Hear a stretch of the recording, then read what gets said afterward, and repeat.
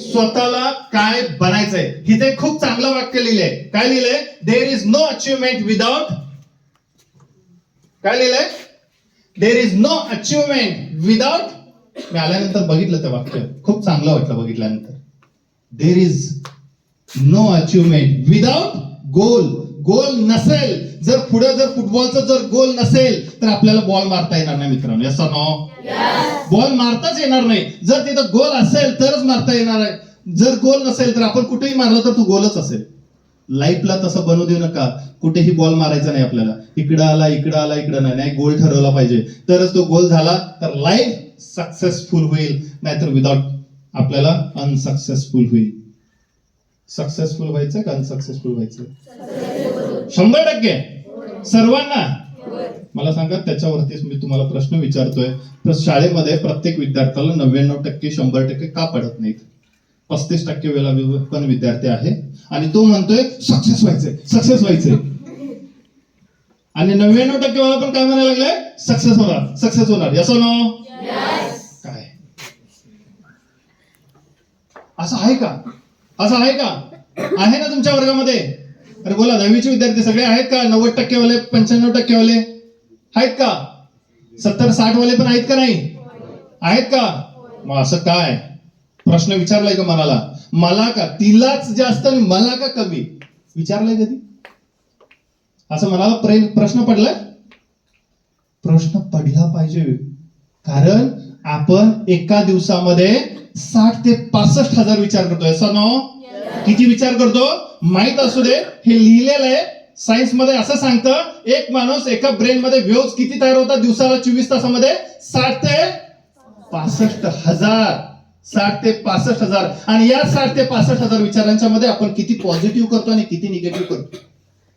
जेवढे तुम्ही पॉझिटिव्ह विचार कराल तुम्ही पॉझिटिव्ह बनाल, जेवढे निगेटिव्ह विचार कराल तेवढे निगेटिव्ह बनाल. असं नो? निगेटिव्ह आणि पॉझिटिव्ह माहितीये?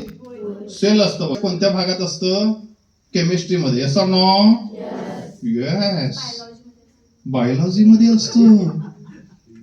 येस, बायोलॉजी मध्ये असतो.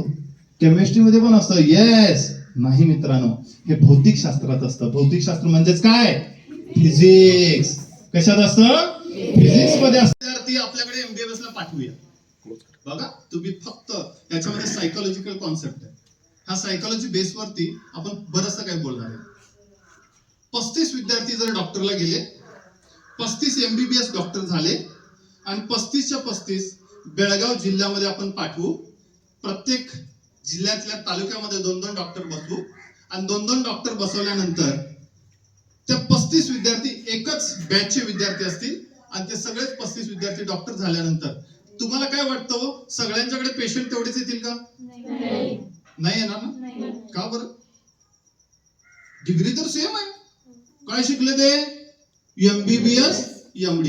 MBBS MD शिकले तर MBBS MD, पण डॉक्टर कडे पेशंट कमी जास्त असणार. Yes or no? काय असेल रिझन? काय कारण असेल? बोला.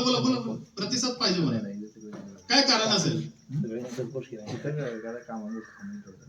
काय कारण असेल? म्हणूनच आपल्याला कॉमर्स, आर्ट्स आणि सायन्स वेगवेगळ्या फील्ड आहेत.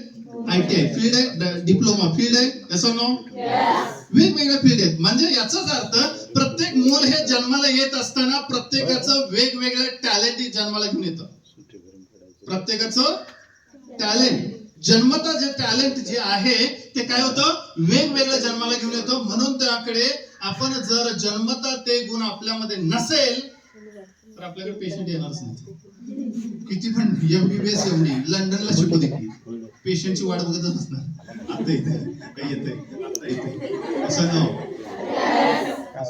लांबचं नको. एक जनरल उदाहरण, कुणाच्या लाईफच्या आधारावरती नाही, पण आपण कॉमन सायकोलॉजी वरती बघू शकतो. खानापूर मध्ये भरपूर डॉक्टर आहेत, प्रत्येकाकडे पेशंट नाहीयेत मित्रांनो. लाईन लागलेली नाहीये. कोण वाट बघत बसलेलं आहे, कोण लाईन लागले त्याला चेक करायला त्रास व्हायला लागलाय, वेळ लागायला लागला. असं नो? डिग्री नसेल तर सुद्धा ते काय करताय, त्याच्याकडे लाईन लागले. याचाच अर्थ तो डॉक्टर फील्ड साठी जन्माला आलता आणि ज्याच्याकडे पेशंट नाहीये तो डॉक्टर फील्ड साठी जन्माला आला नव्हता. असं ना तुम्हाला सांगण्याचं एवढंच तात्पर्य आहे. प्रत्येक फील्ड भरपूर असतील, प्रत्येक फील्ड भरपूर असतील. आपण ओळखलं पाहिजे मी कशासाठी जन्माला आलोय, मला कशामध्ये जिंकायचंय, माझ्यामध्ये आतील ऊर्जा कोणती आहे.